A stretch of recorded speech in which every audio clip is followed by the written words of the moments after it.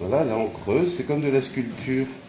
Faut que ce soit un bloc de marbre, c'est une chevelure. Bon, pour Hélène, un bloc de marbre, il faut discuter de la chose. Mais voilà, ça creuse et l'épaisseur. Ensuite, une fois que la coupe est faite, on cherche les erreurs, les défauts. Mais en général, ça a l'air curieux, mais même quand on prend les cheveux dans les doigts, il n'y a pas de défaut. La plupart du temps, c'est long à faire, c'est très minutieux. Mais vous avez une coupe qui est sculptée et c'est un aspect que vous ne pouvez pas avoir dans une coupe traditionnelle en faisant ça, parce que c'est beaucoup plus artistique. Et ça n'empêche pas qu'au niveau technique, c'est identique. Alors, nous allons vérifier tout à l'heure, et vous verrez qu'il n'y a pas plus de défauts qu'autrement. On peut même passer le CAP avec une coupe comme ça, quand l'examinateur regarde, il cherche les petits défauts, il n'y en a pas. Voilà. C'est une question d'expérience, d'habitude. Ça ne s'apprend pas en 30 secondes.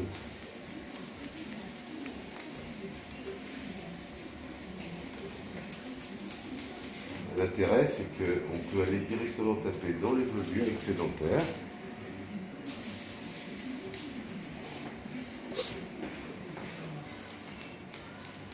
Et on a un résultat immédiat. Alors les cheveux doivent être bien sûr propres, sans produits cosmétiques collants, comme du gel, de la laque, de la cire.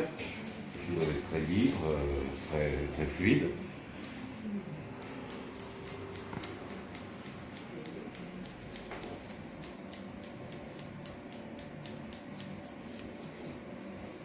Voilà, maintenant nous allons nous asseoir pour couper le dessus.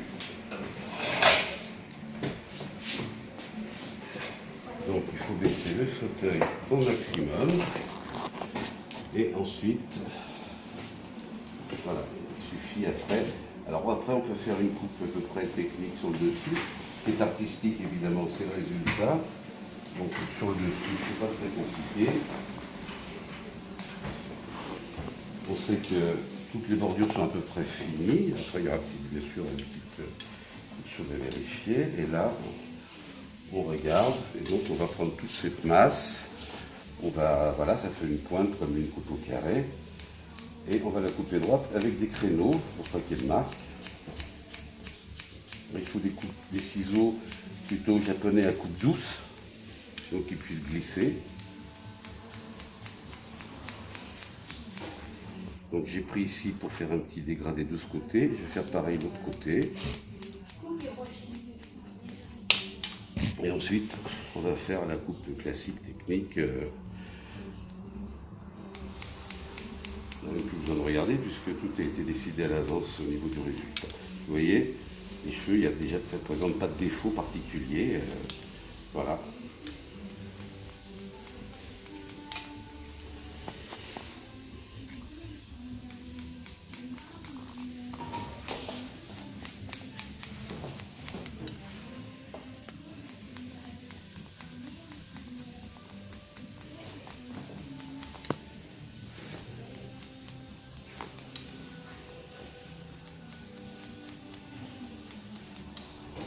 J'ai un masque, c'est pas pour qu'on ne me reconnaisse pas, c'est pour d'une ne pas avaler les petits cheveux secs qui sont projetés, parce que c'est pas très sain. Et en plus j'ai un gros rhume, donc ça fait deux en un.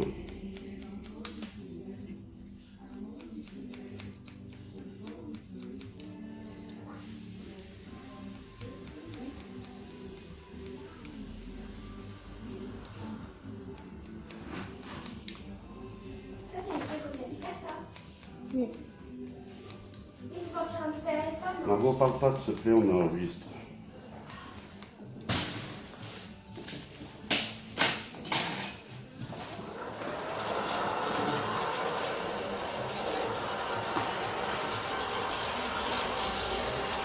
Maintenant, on demande aux patients, parce qu'il faut qu'ils soient patients, si ça lui plaît, une modification que la personne désire apporter.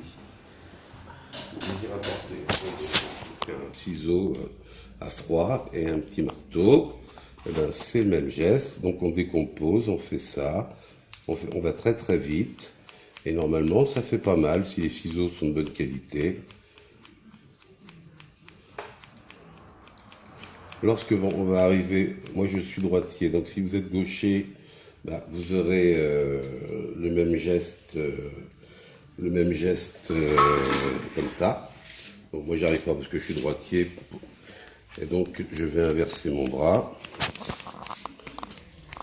On va se mettre là. Et là. Voilà, c'est moins pratique, mais on y arrive tout de même. Pour les ambidextres, c'est le paradis. Voilà. Donc, c'est comme si on faisait une sculpture sur marbre. Tu peux prendre un zoom de loin, là. On voit bien le creux ici. Voilà, ça commence à se détacher. Alors, on regarde l'implantation, voilà. Alors, on fait une raie au milieu.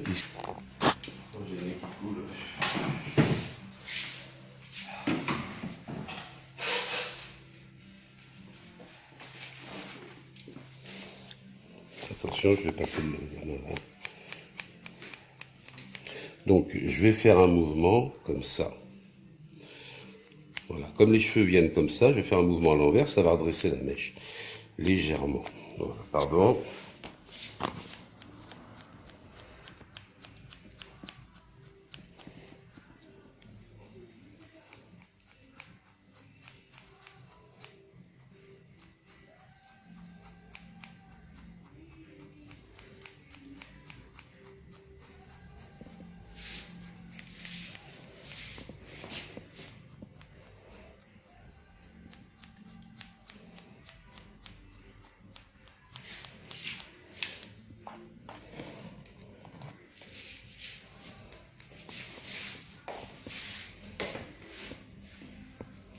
Donc mon peigne ne sert pas à grand chose, de temps en temps je m'en sers pour chasser les petits cheveux, mais c'est pas vraiment avec le peigne que je fais cette coupe, c'est juste avec ma main et les ciseaux.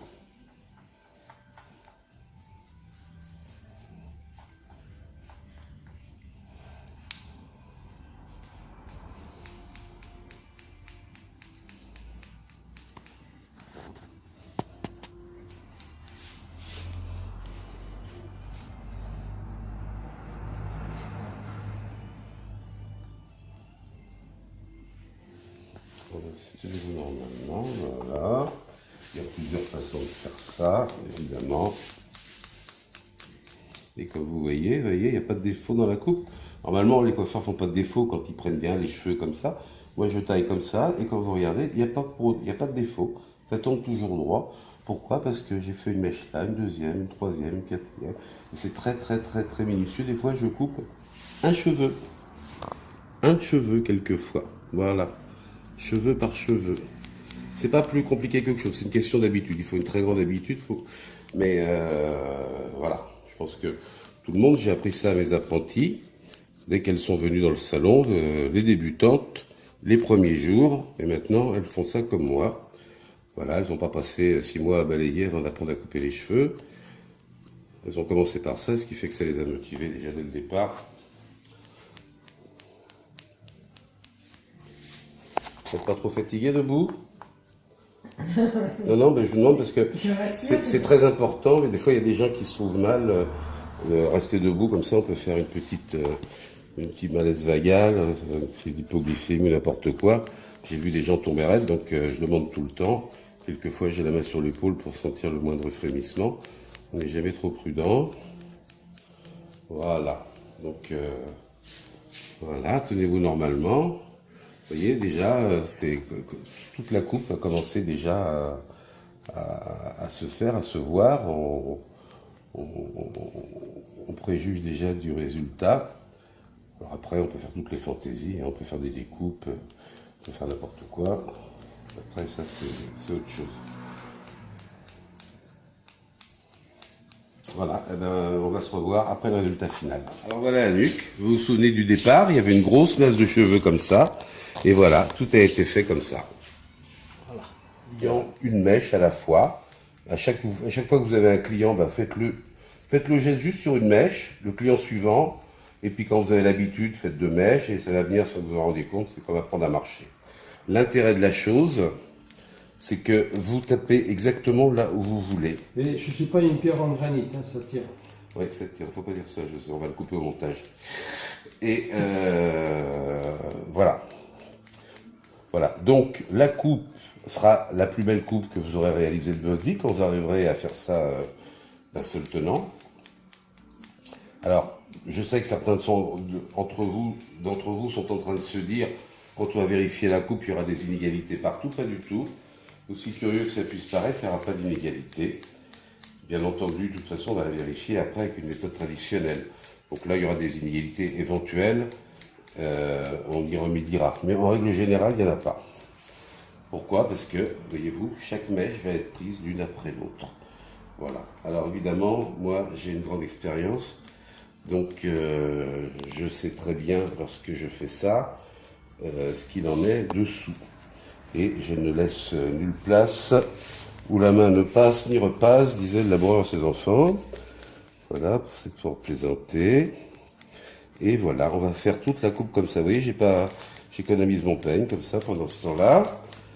Voilà, j'ai une position, on va me filmer la position en entier, s'il vous plaît, filmez-moi en entier, comme ça. J'ai une position ergonomique, c'est-à-dire le centre de mon corps, il y a un triangle, je suis penché, mais vous voyez, je suis toujours au centre de mon corps, donc je ne fatigue pas. Voilà, mon centre de gravité est toujours en train d'être récupéré. Quelquefois, quand je suis là, je lève la main, c'est pas pour faire du genre, c'est pour avoir une position ergonomique, systématiquement. Parce qu'il faut alléger ses articulations. Quand j'ai commencé la coiffure, on ne se préoccupe pas de ça, je m'en préoccupais toujours. Maintenant, c'est passé par la loi, c'est pas plus mal. Voilà. Et donc, comme vous pouvez voir, petit à petit, la chevelure s'égalise. Voilà. Et vous pouvez vous passer de ciseaux comptés de rasoir, hein, c'est tout à fait possible. Alors, on va prendre, vous voyez là, il y a le petit creux. De toute façon, on va obligatoirement remédier. Voilà, et quand on va arriver, tout sera homogène. Voilà, et surtout, vous aurez gagné du temps finalement parce que... Pardon. Voilà, parce que monsieur voulait juste qu'on rectifie légèrement. Donc, on va rectifier légèrement et on va sculpter. La coupe sera plus belle, on n'aura pas l'impression d'être sorti de chez le coiffeur. Les cheveux ont été un petit peu raccourcis, comme le client désirait, sans qu'il y en ait pour autant de trop. Et ça permet d'avoir un petit rafraîchissement, comme ça, voilà. Et c'est surtout plus original, c'est mieux fait. Et les gens, comme les cheveux sont coupés dans leur pli naturel, ça tombe toujours bien. Quand les gens se lavent la tête, tout se passe la main dans les cheveux. Il n'y a pas eu l'artifice d'un brushing ou quoi que ce soit, d'un produit cosmétique. Les cheveux ne bougent pas, hein, les cheveux ils restent comme ils sont, comme vous les voyez là. Hein, donc on ne peut pas trouver mieux pour avoir une coiffure qui tient. Voilà. Voilà, donc je vais tourner un petit peu pour la lumière.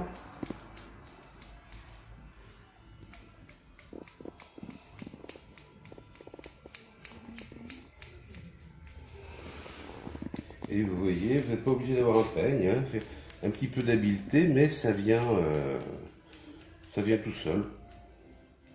Ça vient tout seul, on baisse un petit peu la tête, on va pas faire trop court, vous voyez, puisque monsieur ne désire pas avoir les cheveux trop courts, il vient de me le demander. Voilà, hop. Après, les petits poils dans la nuque, vous les retirez ce que vous voulez. Hein. Un petit coup de rasoir, à lame jetable évidemment, uniquement, hein, ça ne se négocie pas. Pas de lame qu'on nettoie, c'est jetable ou pas de lame. Ou un petit coup de tondeuse, comme vous voulez. Voilà, bien entendu, il faut quand même nettoyer vos ciseaux, votre peigne après chaque usage, même s'il n'y a rien eu dessus. Bien entendu, vous lavez les mains avant, hein, et après. N'oubliez pas.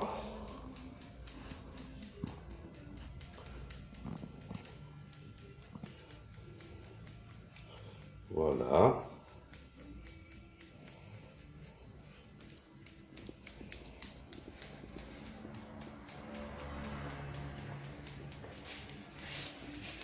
On va lever la tête et voilà, on va regarder ce que ça donne. On voit qu'ici, filme-moi derrière moi, s'il te plaît. Voilà, tu me filmes dans l'autre, tu me filmes derrière moi. Tu filmes là. Voilà. On voit qu'ici, il y a un petit relief. Eh bien, on va juste le supprimer, vous voyez, ça se voit. On travaille dans le miroir, on regarde ce qu'on fait, et vous pouvez y aller. Et vous voyez, maintenant, c'est moi qu'on va filmer en même temps, on va filmer mon visage, en même temps que je coupe les cheveux, pour vous montrer que même si je fais ça, je sais ce que je fais.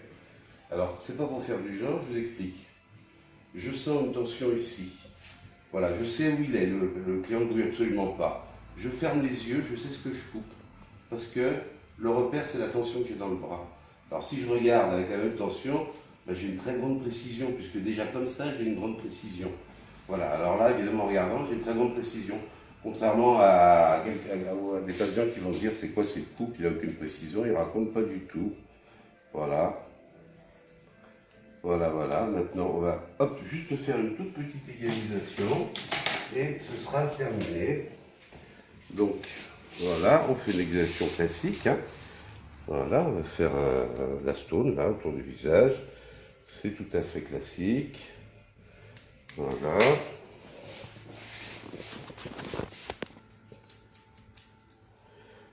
Hop. Après, on va baisser un petit peu le client. Et on va faire comme à l'école, on va ramener tous les cheveux sur le dessus. Voilà, on va couper quelques petites inégalités rapidement. Pas trop parce que monsieur a une petite calvitie d'origine génétique, hein, due à l'âge. Il gère. Bon, on est bien circonscrit parce que je le traite depuis 15 ans. Et donc, ça n'a pas évolué. Et puis là,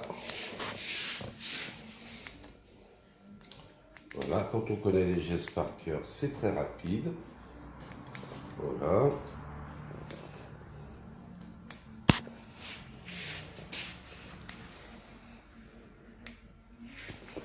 Voilà, on a fait là les 3 mèches du dessus.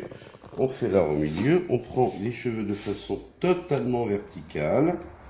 Voilà, on fait un tour. Donc on ne penche pas, ni dans un sens c'est droit. Ce qu'on ne peut pas prendre là, on ne le coupe surtout pas. Donc faire ça, c'est une catastrophe. Voilà, donc ici c'est horizontal, là c'est vertical, il y a un angle droit, on ne fait pas autrement. Et on ne prend pas les cheveux comme ça en biais. Tous ceux qui font ça coupent très mal les cheveux. Voilà, donc on ne prend jamais en biais. Sauf éventuellement cas particulier, une fois qu'on a terminé la coupe et qu'on voit qu'il y a un peu trop d'épaisseur dû à la morphologie des gens ou à l'épaisseur de la chevelure. Ce sont des cas exceptionnels, 99 fois sur 100, on ne le fait pas. Ceux qui le font sont des débutants ou des gens qui sont adultes mais qui ne savent pas bien couper les cheveux.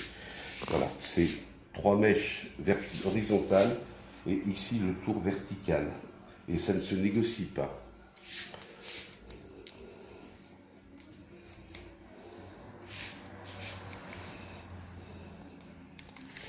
Voilà, et maintenant, mettre des lunettes pour un peu plus de précision et on va faire le tour de l'oreille comme si c'était une horloge avec une aiguille qui fait ça, vous voyez, et donc mon peigne va faire ça. Voilà, il n'y a pas de défaut. On va faire l'autre côté pareil. Je recommence comme si c'était l'aiguille d'une horloge qui fait ça. Et donc, je vais prendre... Voilà, vous voyez, ce sont des gestes simples. Lorsque vous les aurez acquis, vous couperez mieux les cheveux que quelqu'un d'autre. Votre goût pour la coupe augmentera parce que vous aurez tellement de précision que vous serez capable de faire plus de coupes. C'est pas très compliqué. Voilà. On va baisser un petit peu la tête, José. Et ici, et ben maintenant, on va vérifier la coupe que j'ai faite. On va chercher les défauts. Vous voyez, il n'y en a pas beaucoup. Hein, regardez, il n'y en a pas beaucoup. Pour l'instant, je n'en trouve pas. Et pourtant, j'ai coupé les cheveux comme ça, comme si j'avais fait n'importe quoi, mais non. En fait, il y avait plus de précision qu'il n'en avait l'air. Voilà, vous voyez, je cherche les défauts. Je ne les ai toujours pas trouvés. Voilà, c'est un tout petit, là. Voilà. De toute façon, à la fin, il n'y en a plus puisque vous avez tout vérifié. Et voilà, c'est fini. Merci.